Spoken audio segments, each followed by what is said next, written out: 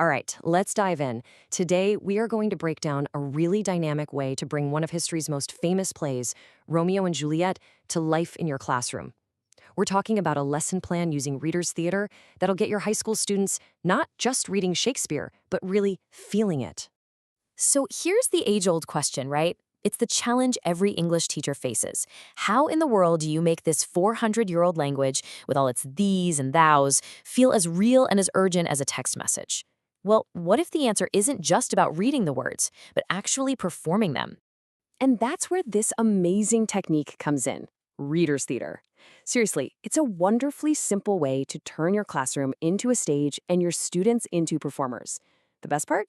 It focuses all their energy on the power of the language itself. So what is readers' theater exactly? Well, think of it as stripping away all the complicated stuff of a full play. You can forget about elaborate sets, you don't need any costumes. The entire focus is on the actors using their voices and maybe some simple gestures to bring that script to life. It's all about expressive reading, which makes it absolutely perfect for any classroom. And listen, this isn't just for fun, although it is a ton of fun. This whole lesson plan is built around some really clear educational goals. We're aiming to build student fluency and real comprehension, not just surface-level memorization. Your students are going to actively dig into these huge themes of love, conflict, and fate, all while learning how to work together and read with genuine expression. Okay, so let's get practical. Here is your classroom blueprint. It's a clear, step-by-step guide you can use to make this happen. And we're going to focus on one of the most iconic scenes in all of literature, the balcony scene. The whole lesson is broken down into 6 really manageable steps. First, we warm up. Then we introduce the scene, assign the roles, and give them time to practice.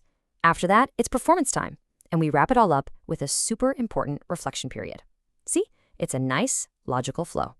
So, phase 1 is all about getting ready. You'll start with some simple vocal exercises just to get students comfortable. Have them read a single line in a bunch of different ways: angry, sad, excited. Then you, the teacher, will set the stage. You'll read the scene aloud to give them context, introduce the characters, and just make sure everyone gets what's emotionally at stake here. Now, to make this really work, we've got to give our students the right tools. This isn't about them just reading lines cold. Nope. It's about helping them make deliberate, thoughtful choices about their performance. Let's look at a couple of simple handouts that can really guide them. Okay, this first tool is basically a roadmap. This little chart helps students connect a character's main emotion to a specific vocal style. So if Romeo is passionate and impulsive, well, his voice should probably be faster, more intense, right?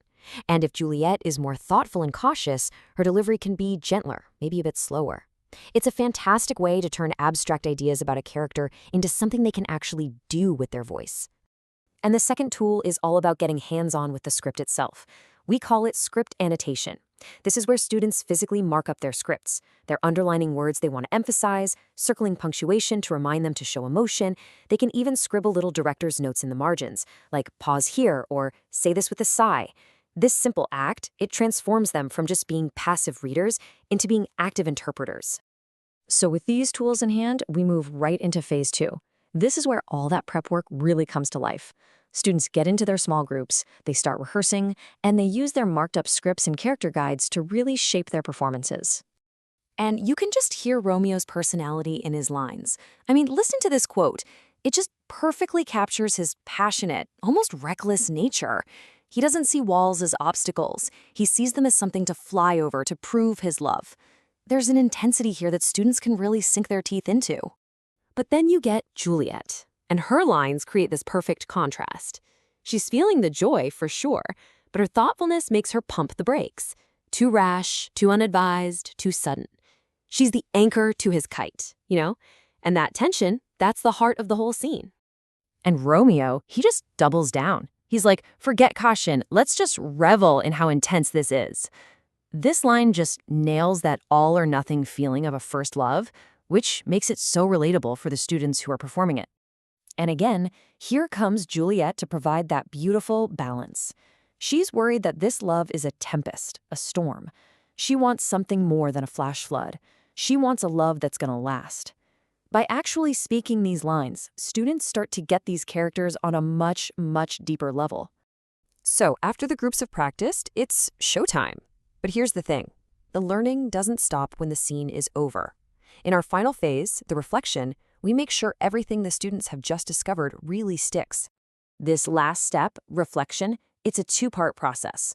First, the students who are watching give some constructive feedback, not criticism, but specific observations like, I really liked how your voice sounded hopeful, but also a little scared. Then, each student does their own individual reflection.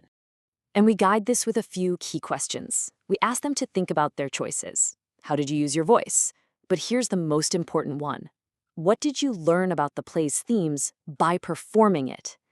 This question connects the fun activity directly back to the serious literary analysis. So, the crucial point, the big takeaway, is this.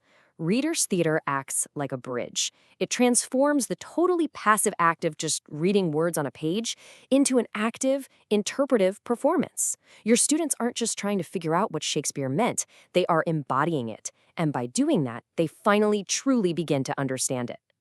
And this technique isn't just for Romeo and Juliet. Just imagine Macbeth's famous soliloquy or Hamlet's to be or not to be speech. The possibilities are absolutely endless. So the only question left to ask is, which classic scene are your students going to bring to life next?